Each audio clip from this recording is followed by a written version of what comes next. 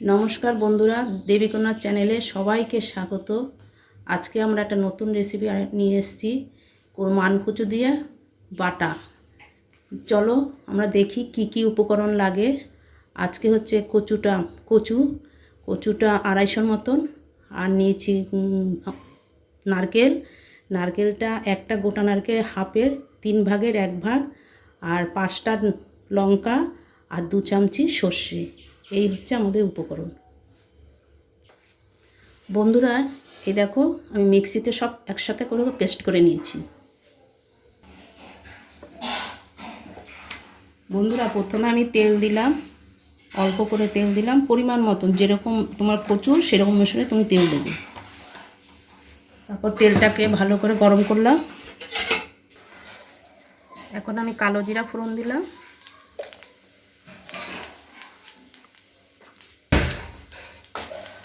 আর একটা শুকনো লঙ্কা দিয়ে দিলাম।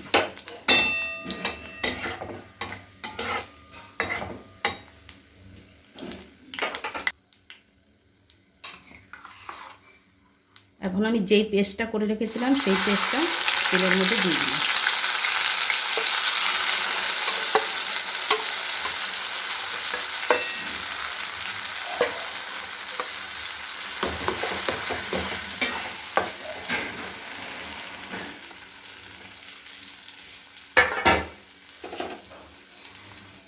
আর আমি লঙ্কা সর্ষেটা আমি আলাদা করে বেটে নিয়েছি, কারণ সর্ষেটা যদি আমি এর মধ্যে পেস্টে দিয়ে দিতাম তাহলে সামান্য একটু তিতো ভাব আসে, তাই জন্য আমি আলাদা করে বেটে নিয়েছি।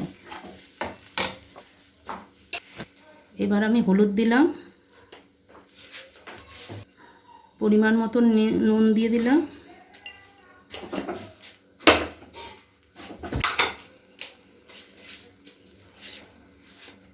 এবার পরিমাণ মতন চিনি দিলাম। তোমরা তোমাদের স্বাদ মতন, তোমরা কে কীরকম মিষ্টি খাও সেই ভেবে তোমরা সেরকমভাবেই চিনিটা দেবে।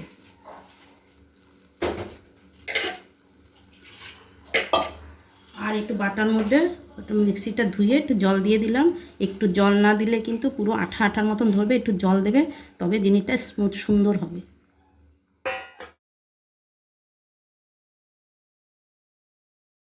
দেখো বন্ধুরা, আমি এইভাবে নাড়তে নাড়তে যখন প্রায় শুকিয়ে আসবে, আর একটু শুকাবে, তারপরে আমরা নামাবো। এখনও একটু জল ভাব আছে, তখন আরও শুকালেই তখন আমরা নামিয়ে ফেলবো।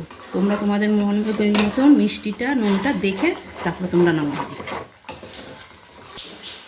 দেখো বন্ধুরা, এইভাবে সম্পূর্ণ জল শুকিয়ে গেছে, গায়ের থেকে তেল ছেড়েছে, আমি এখন নামিয়ে ফেলবো।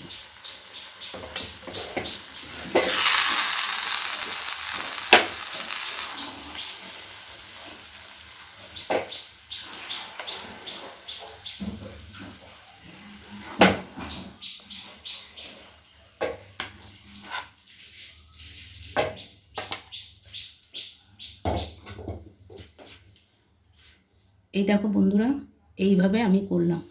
তোমরা একবার একটু করে দেখো, করে খেয়ে দেখো, খুব ভালো লাগবে নিরামিষভাবে কচু বাটা।